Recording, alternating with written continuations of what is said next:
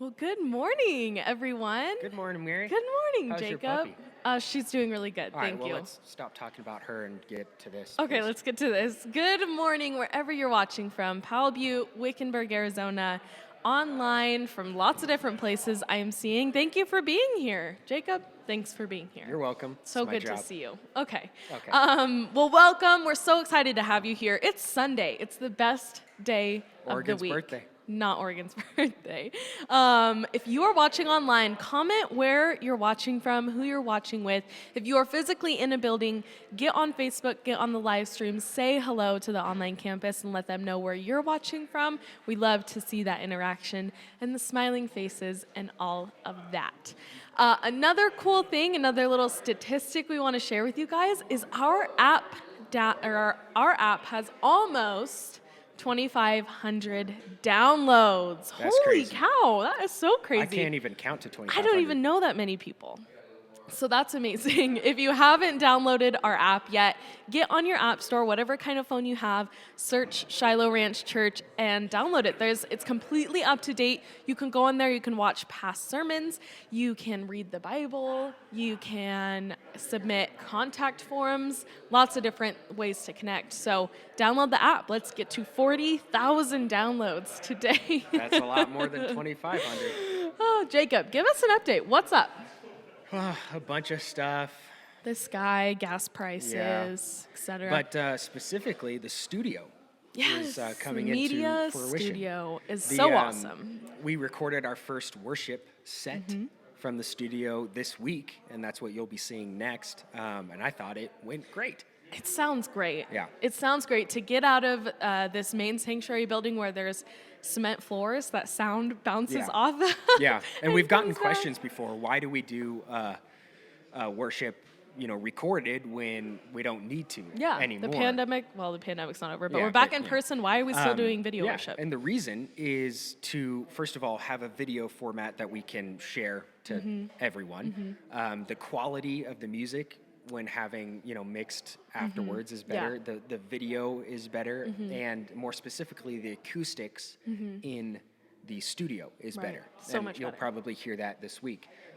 Yes, like Mary said, because of the cement floors and the way the building lays out, it affects the music. So when we want to bring in more band members and have it be a more complex set, we have to do it through video. Yeah. But the exciting thing is as the studio starts to progress with the gear and everything like that, eventually we should be able to live stream live worship from the studio into Powell Butte campus, into all the different campuses. Yeah. So And I don't think that doing our online service would even be possible if we were trying to do live worship in this building. Right. And I think that's a huge thing that came from shutting down for those few weeks, whatever, is opening up the online service. We've got people from quite literally all over the world that tune in. And so, just making it accessible for people outside of the church. And of course, we appreciate you still enjoying worship on video here in the church. So. Another cool thing is right now we're doing the transitions. The transitions. Which is what we're doing. What you're watching right now. We're doing that in the lobby of the church. Yes. So where, you can get coffee kind of and in food everyone's and way. Directly in everyone's way. Yes. And the reason we're doing that is because that's the gear we have right now. But again, as the studio will progress, eventually we're going to move the transitions into the studio that'll to be get out awesome. of your hair. Yeah. Is the main reason. It'll be so awesome. But, and way better cameras and lighting. You'll be able to see every pore, that type of thing. It'll be great. Well, It'll be great. Yeah. All right, you guys, no intro video today. We're going straight into a brand new worship set. See if you notice a difference from recording in the building with cement floors or the new building with carpet. So here we go. We're going to go straight into worship. We'll be back a little bit later to talk about the sermon. Really hope you guys enjoy. And here we go.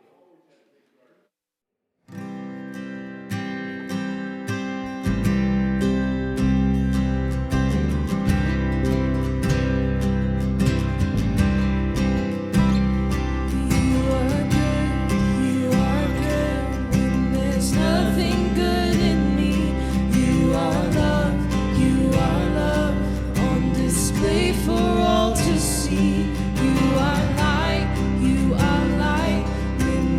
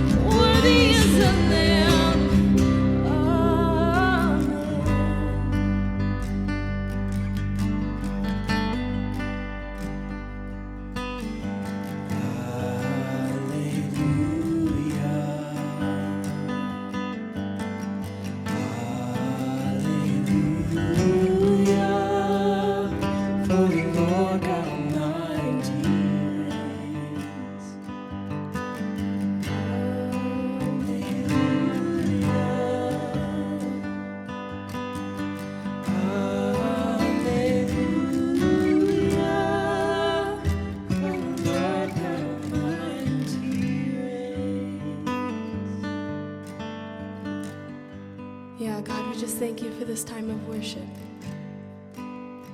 God, help us to just proclaim that you are holy. God, your love is perfect. Your peace is perfect. God, we thank you for this time with you. We ask that you would just be with us. God, give us peace and love that surpasses all understanding. We worship you. We love you. Amen.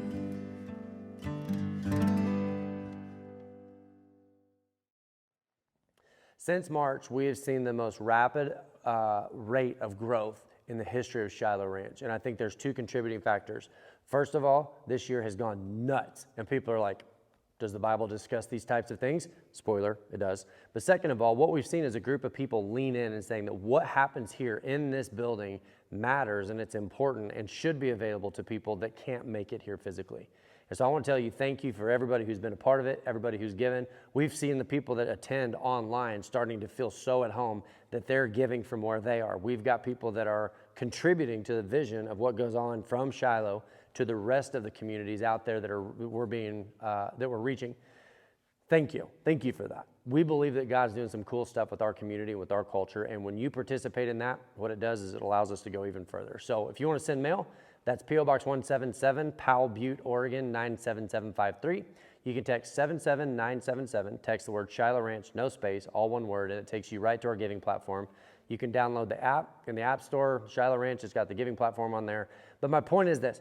Thank you for participating in a year that we couldn't have predicted, but we will never, ever forget. This has been one of those years where we go, we don't want to do it again, but we're so grateful for what's been accomplished in the middle of it, and you've been a part of that.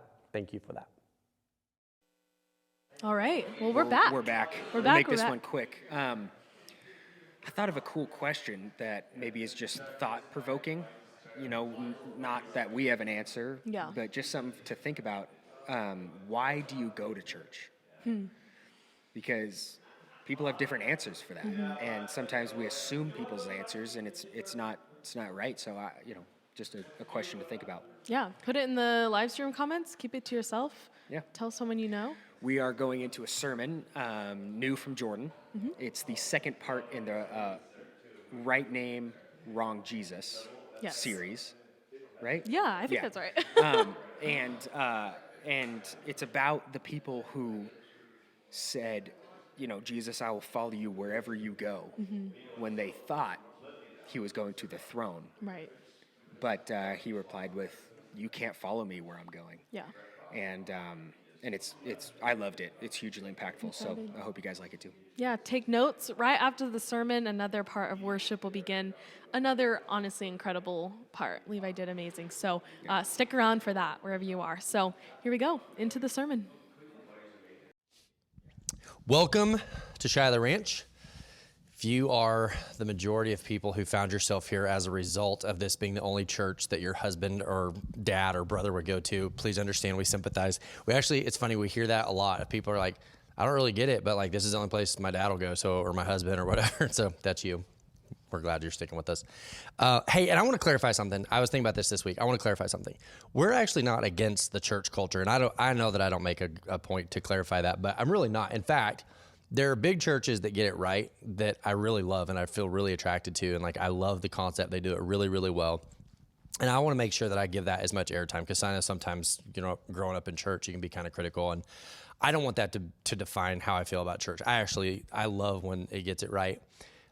Jacob and I actually were watching this clip of a photographer, and he was trying to capture the culture of stickball in Havana, Cuba. He was down there, and he was there for like the week, and just the story of him capturing this photo, of telling the story of stickball in Havana, that kind of stuff is my absolute favorite. I love culture. I love, when culture is so clearly defined that it's easy to pick up on. And I think that's, if I was being clear about what it is that if you're watching Shiloh, if you're trying to figure out like, why is this church the way that it is?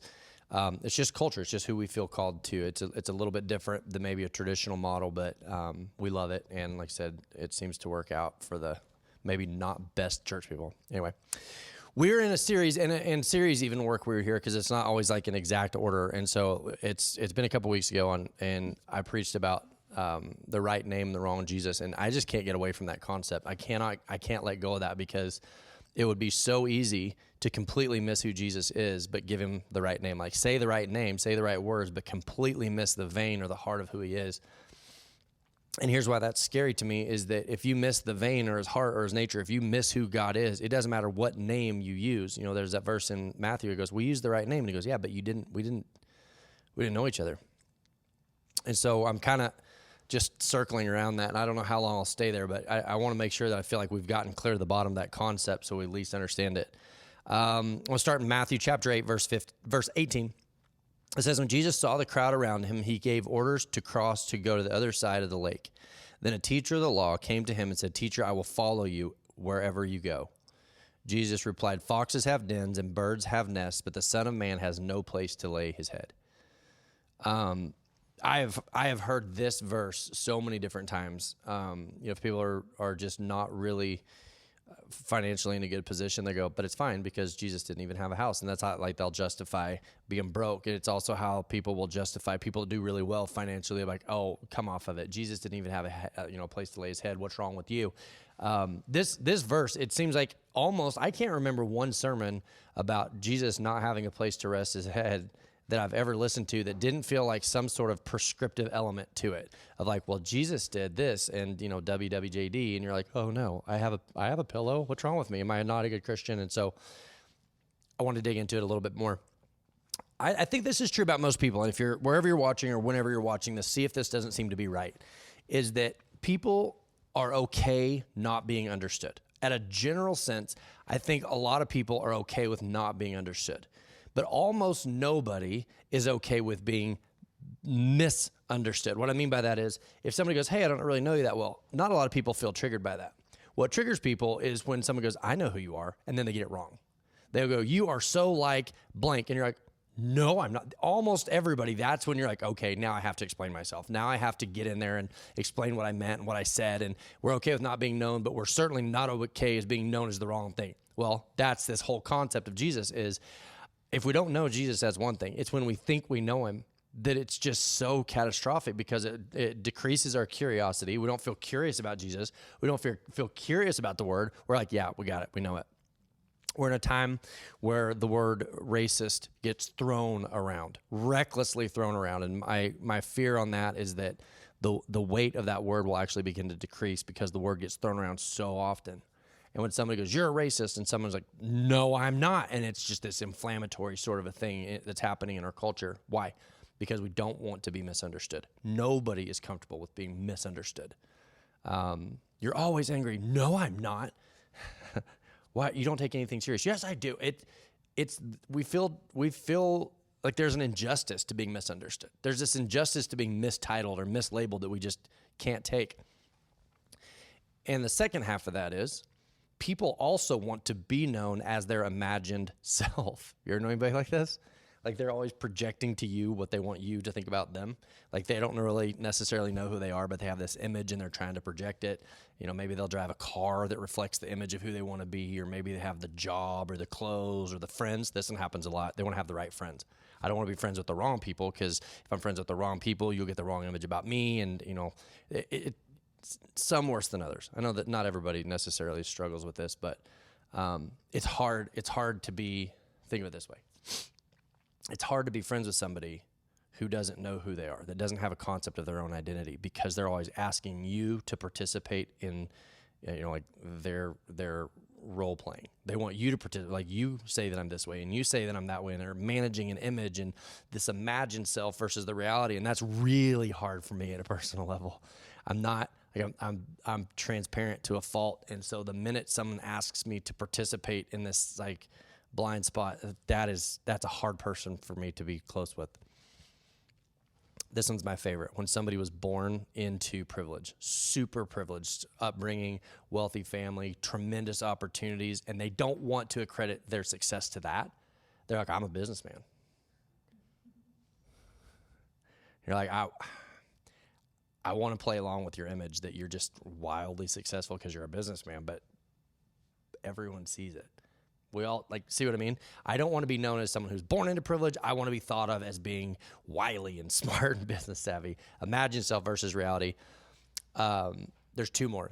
One is when someone's an underachiever. Maybe they're just lazy or not super ambitious, or they've made bad decisions, or they're reckless with their decision making. And they're like, well, here's why I'm not successful.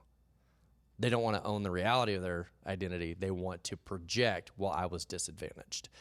My choices didn't matter. Maybe I heard a preacher named Irma McManus say it this way, that even if it's not your fault, you are still responsible for you. Even if you're not to blame for where you find yourself, you are still responsible for yourself when you find yourself there. I think that's such a great point. Here's my favorite one. Anytime anybody gets questioned about anything is, I'm a Christian. You can't question me. I'm a Christian. I believe in God. My imagined self as people, and this is actually, here's what's crazy. This is just as prevalent in church as it is out of church. So if you're going, well, these church people, wait a minute, this happens outside of church too. No one wants to be questioned. No one likes being questioned. Nobody wants to be called into question for their ethics or their morals or their decision making. Be like, hey, here's how I know I'm good. Here's why I'm good. Back off. So in Matthew 8, it says, when Jesus saw the crowd around him, he gave orders to cross the other side of the lake. Then the teacher of the law. Now, teacher of the law is such an important part because the law was not Jesus's main focus. It doesn't say this person that was pursuing the heart of Jesus, somebody who loved Jesus. It says somebody who identified, who imagined themselves as a teacher of the.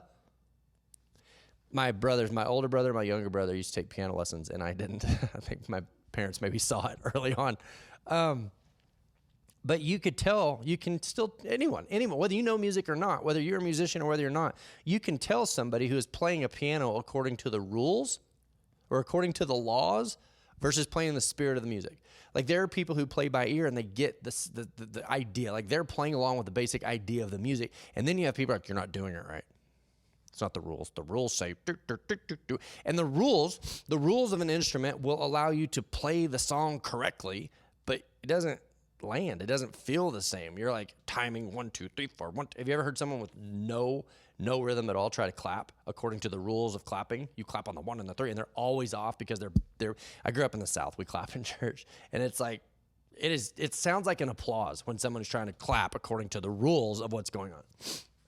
And so the teacher of the law comes to him and he said, teacher, which that's already a misidentifying Jesus. That's already mislabeling Jesus. He doesn't come and say Lord or God. He comes to him and says, teacher, I will follow you wherever you go. We all know this guy. We all know him. Probably faces popping in your mind right now. We all know this guy. They imagine themselves as being devout. They are devout. They are committed. I'm not like these other people.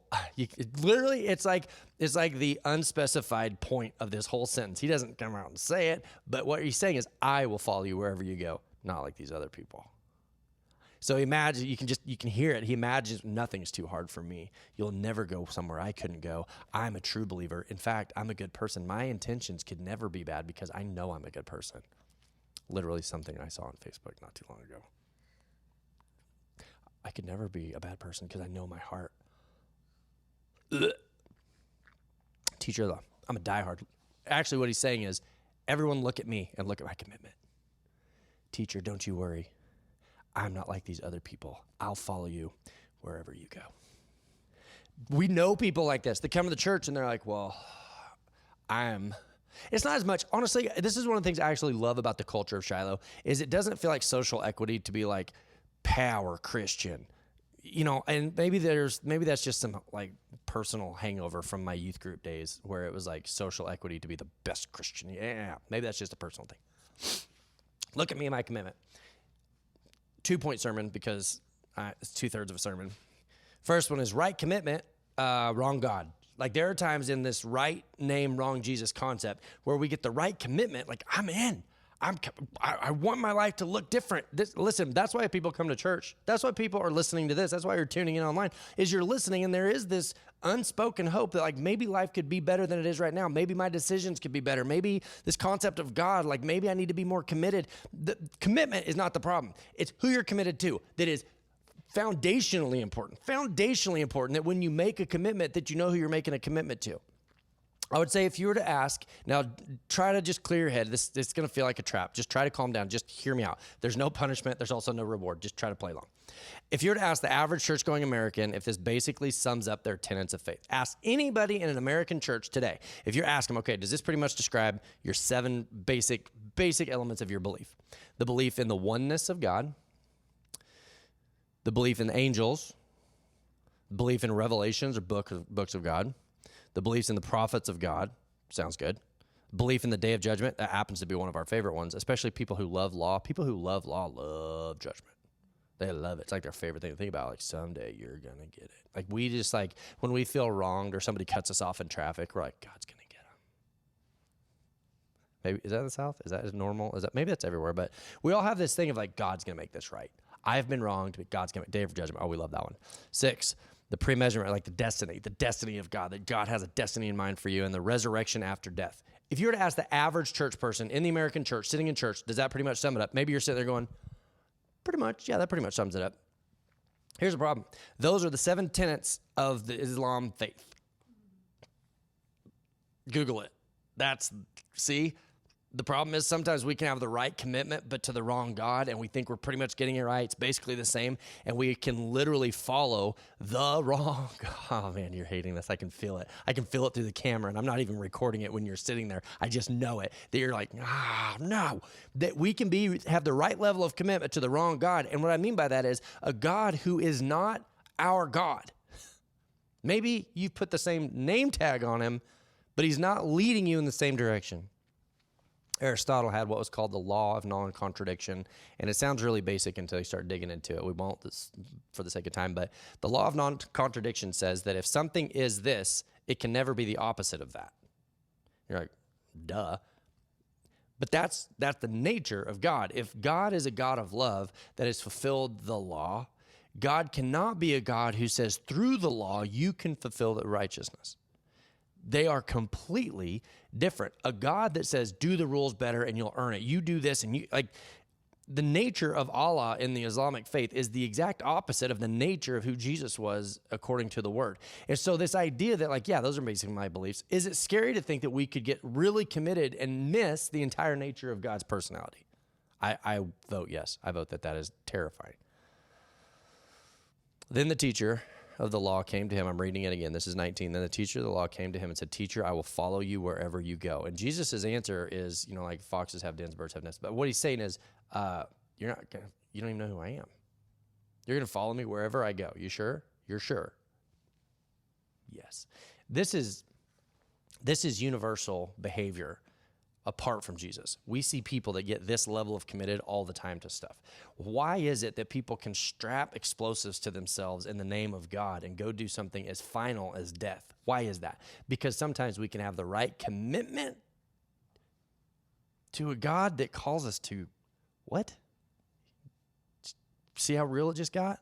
Of like, well, how could you condemn somebody if that's what God called them to do? And you go, I don't believe that's who God is. That's the key. That is the entire key right there, is that we can have the right commitment to the wrong God. Jesus goes, how are you going to follow me? You don't even know who I am. It's an impossible question. Like, you're going to follow me, but how are you going to follow me if you don't know who I am? Second point is you can have the right Jesus and have him in the wrong role. And here's what I mean by that. Jesus is like my buddy, my homeboy. Jesus, remember those t-shirts? Jesus is my homeboy. You can have the right Jesus, like God of love, like loving God, the God, but the wrong role, which means he's going to do it and then I'm going to do it. He's going to, remember the bracelets, WWJD, like what would Jesus do? And then you have to do that. You have to do the things that Jesus did so that you can be like Jesus was. And all of a sudden it's like, wait, what was the last part? I will go wherever you go. Do you know where Jesus was headed? He's like, I'll go wherever you go. And Jesus is like, you sure? You're going to go wherever I go? I'll go wherever you go. He's like, I'm headed to the cross. What? No, you're the leader. He's like, no, I'm headed to death. No. See, right, Jesus, wrong role. You're not headed to the cross. You're going to lead us. That's my commitment. I'm committed to something that's going to be better for me. My life's going to get better, remember? And you're going to take us, we're going to overpower the Romans. Jesus goes, I'm headed to the cross. And he's like, well, okay, maybe not wherever you go. Maybe my commitment was like to you, Jesus, as like my friend, as my inspiration. There you go. Jesus as my inspiration. Jesus inspires me to be better.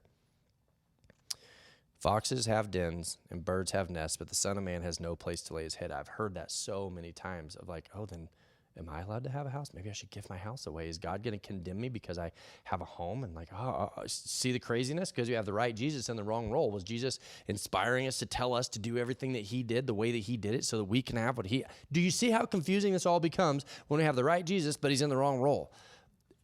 Jesus did it to show me how to do it. That's an impossible standard. Please take a deep breath and hear me when I say this. Trying to complete everything that Jesus did is an impossibly high standard. You're not going to do it. You know, there's people that like, they're okay with the idea of suffering. Like, okay, Jesus suffered, so I'm going to suffer. Like, but did Jesus call you to go die? To go take people out, to follow these rules and to be militant? Here's the thing. If it's the law of love, if that's what God teaches, that the law of love doesn't require compulsion. That's what government systems that are connected to the cross, and like that's what the Crusades were, is that we connect the law of love to the law of compulsion, and you have to do it this way. And all of a sudden we say Jesus, but we're screaming a faith that actually is Islamic. And you go, are you against Islamic? Well, if it's not true, I guess I kind of am, but not because I want to put it out of business. I just want to make sure that we know who Jesus is. The law of love draws us away from things like the Crusades because he's not calling us to do what he did. He's calling us to understand what he did and in turn what that means for who we are. The Son of Man has no place to rest his head. Jesus said, I have no place to rest my head. You go to John chapter 19, verse 30. Jesus is now on the cross, and turns out the teacher of the law didn't make it. He was alone. I'll follow you wherever you go as long as it's, kind of that way. Jesus is like, I'm going the other way. I'm going to death. I'm going to the cross. And he's like, well, then you couldn't be who I thought you were. Verse 30 says, when he had received the drink, Jesus said, it is finished. Not I am finished. What I'm here for is finished. It's completed. I have finished what I came to do. And then this is such an interesting concept. Because he's just finished saying, I had no place to rest my head. And it says, when he had completed what he came to do, he bowed his head, he rested his head, and gave up his spirit.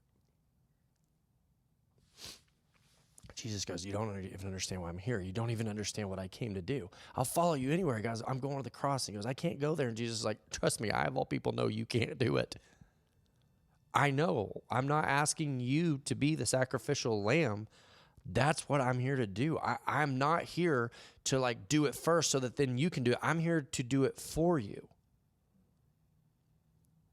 That is a much different Jesus than one who calls us to war and to laws and to rules. And you better.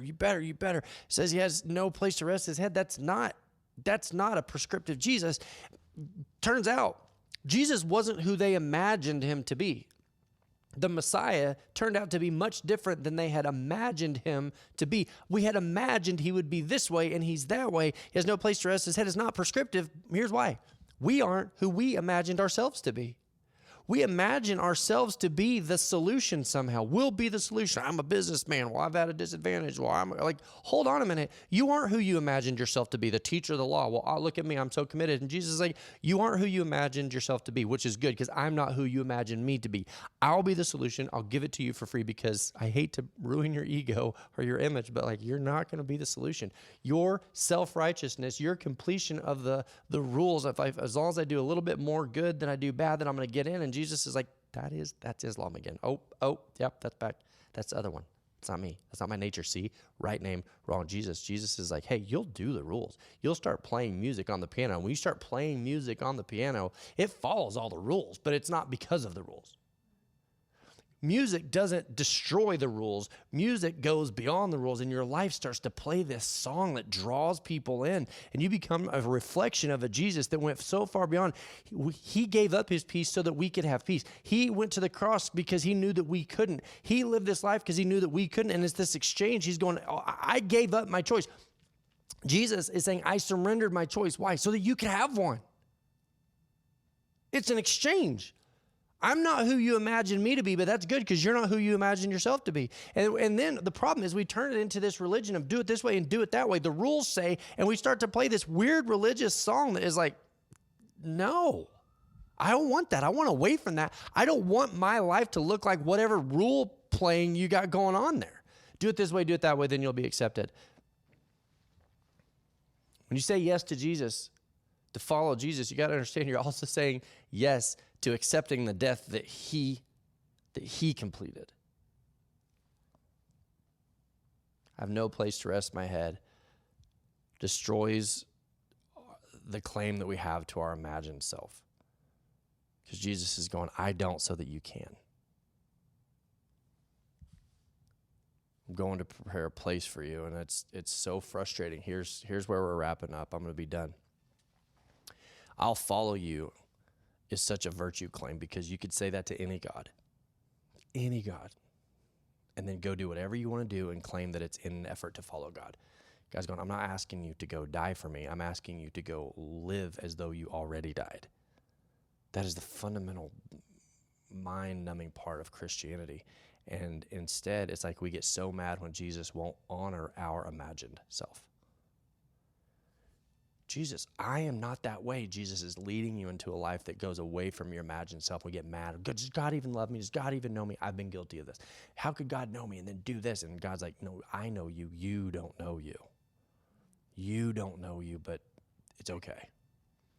I was rejected so that you could be accepted. I was killed so that you could live. I gave up my peace so that you could live. Just trust me. I'm not who you thought I was, but you're not who you think you are either. It's a good trade.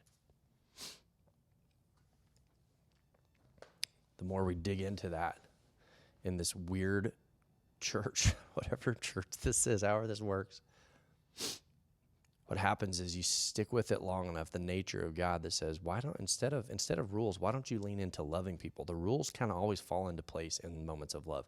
The rules of what I've called you to, they'll always follow. And I think sometimes we get so committed to a political avenue because a religion of law needs compulsion and it needs political power and it needs enforcement. And Jesus is like, you don't need all that to do what I've called you to do. You don't need all that to be who I've called you to be. You're going to have to kind of like lay down the power on the cross a little bit. You're going to have to give up power because you're not who you imagined yourself to be.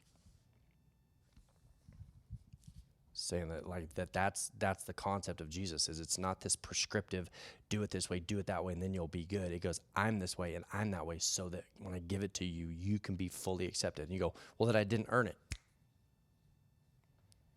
That means you can quit expecting everybody else to. That means you can give grace to people that don't deserve it or that don't earn it the same way that you got it. Because there's nothing that creates a more militant religious follower than thinking you're getting it right. I'm getting it right, and if I'm getting it right, then you should get it right. And we start playing the rules of the piano. It just sounds angry and mad. And people walk in there like, I don't want this in my life. There's no melody to it. There's no flow to it. And I think that's the key. I'm trying to figure out a way to land this in a way that makes sense. But Jesus goes, no. I'll complete the rules so that you can start to live in harmony with each other and love each other in a way that draws people in instead of pushing people further out. Because not just for other people's sake, for your sake, so that you can understand that you're accepted. Because if you think it's about earning it, you're always aware that you're not earning it.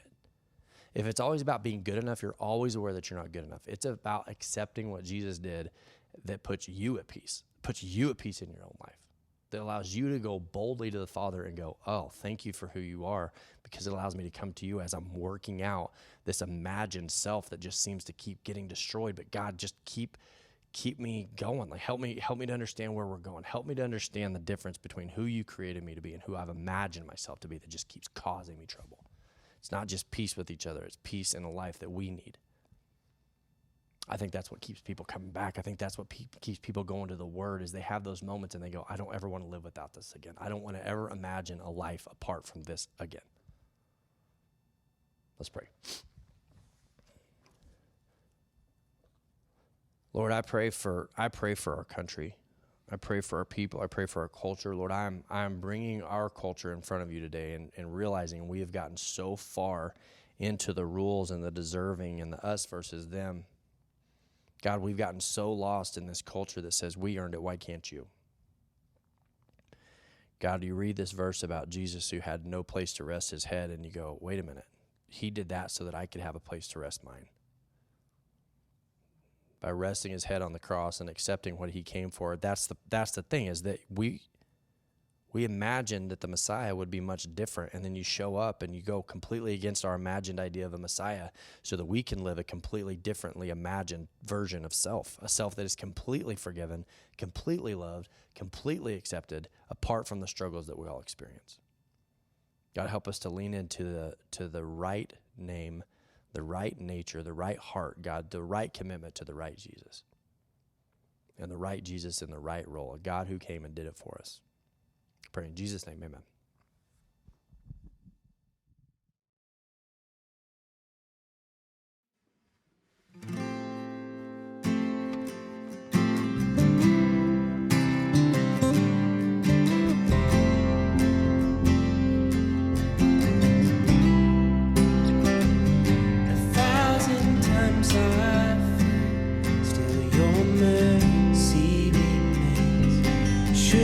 Stumble again, I'm caught in your grace, everlasting. Your light will shine when all else fades, never ending. Your glory goes beyond all fame.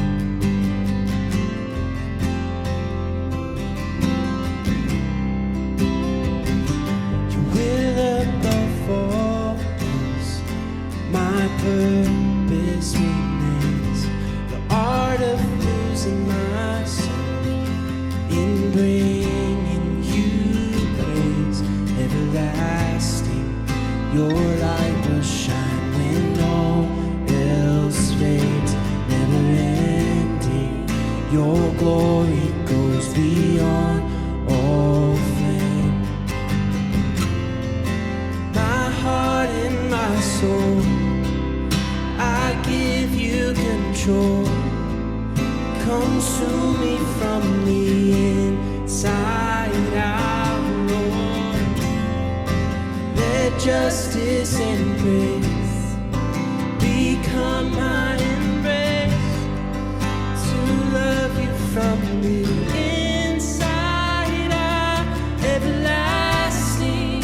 Your light will shine when all else fades, never ending.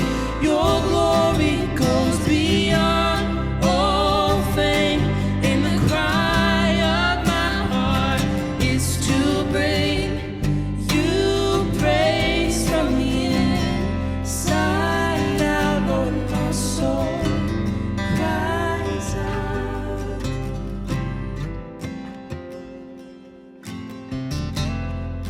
My heart and my soul, I give you control. Consume me from the inside out, Lord. Let justice and grace become my grace, to love you from the inside out.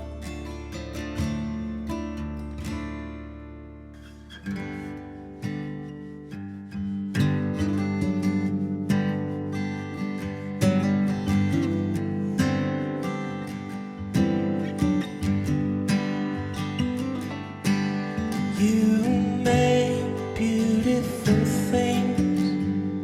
You make beautiful things out of the dust.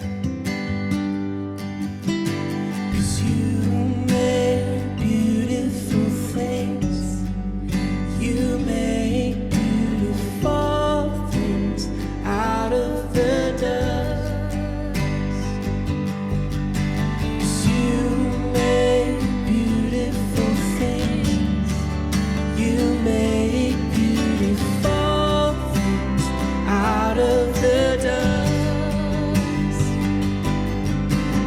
You make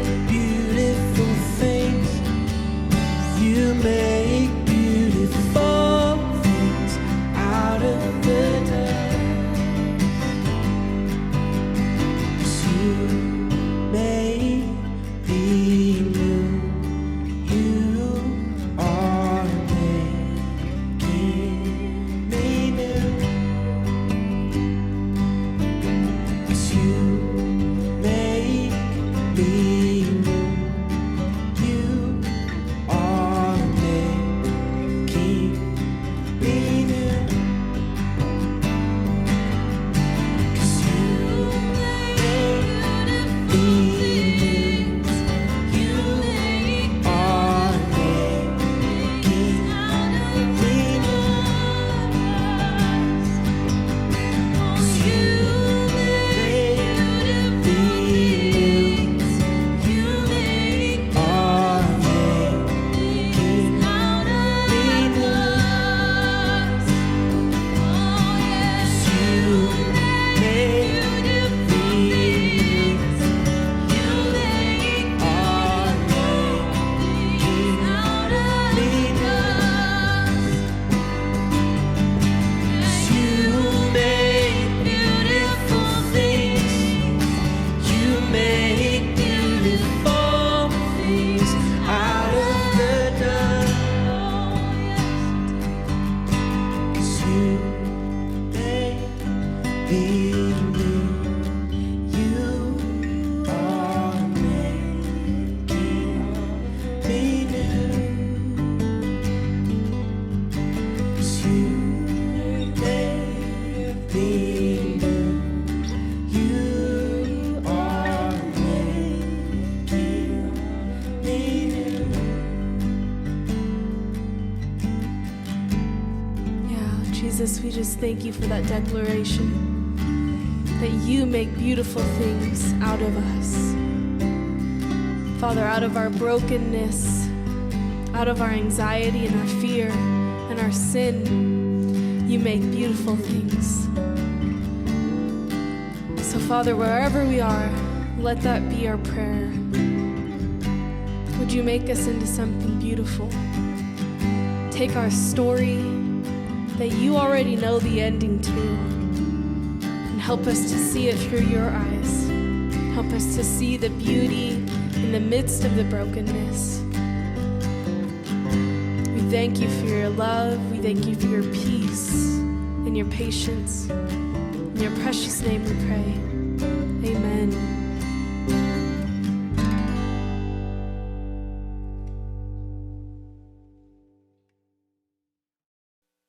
We had to turn the TV off, so we're not really sure. But we're just going to go ahead and get going. So, of course, this means the end of another amazing service. Thank you so much for being here. One quick thing I wanted to mention before I hand it off to Levi is if you would just press the share button right now. If you're watching online, click the share button, share it with your family and friends. Even though the service is over, it makes it accessible to you and your family and friends to find on their Facebook page or your Facebook page later. So press the share button. If you're in a physical location, get on really quick and press the share button as well. And Levi, you're going to talk to us about how to receive prayer. Yeah, if anyone needs prayer, the mother's room in the corner of the sanctuary, that we convert into the prayer room after services, or you can email srccpray@gmail.com or message us on any of our social medias. We keep it confidential. We're not, going around Blasting talking it. about prayer requests or nothing. So Yeah, and then of course our app. We talked about that this morning. If you haven't yet, download the Shiloh Ranch Church app. There's a super easy way to go to the prayer tab or connect tab. I'm not sure which one it is. You'll find it though. You're smart. You can do it. And submit a prayer request. Super easy. Our prayer team is amazing. So lots of different ways this morning. And of course, overall, just thank you so much for being here. Thanks for joining us. Levi, thanks for being here. Fantastic job on the Thank you, worship. you too. It was You too. awesome. It was so much fun. All right, you guys, that's the end of today's service. One last thank you for being here, and be nice to people, be kind, forgive, and run from birthday. bad guys. We'll see you next week. Did you say happy